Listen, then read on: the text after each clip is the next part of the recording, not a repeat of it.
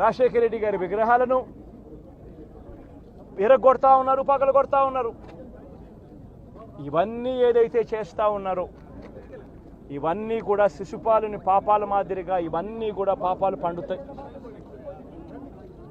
ప్రజాస్వామ్యంలో ఏదైనా కూడా ప్రజలకు మంచి చేసి ప్రజల గుండెల్లో స్థానం సంపాదించుకొని ప్రజల దగ్గరికి వెళ్ళి ఫలాని మంచి చేశాం కాబట్టి మాకు ఓటు వేయండి అని అడిగే పరిస్థితులు ఉండాలి తప్పనిచ్చి ఈ మాదిరిగా దౌర్జన్యాలు చేసి ఈ మాదిరిగా అన్యాయమైన కేసులు బిగించి ఈ మాదిరిగా ఆస్తులు ధ్వంసం చేసి ఈ మాదిరిగా ఫియర్ సైకోసిస్ క్రియేట్ చేస్తూ రాజకీయాలు చేస్తే మాత్రం అది ఏ రోజు కూడా నిలబడే రాజకీయం కాదు.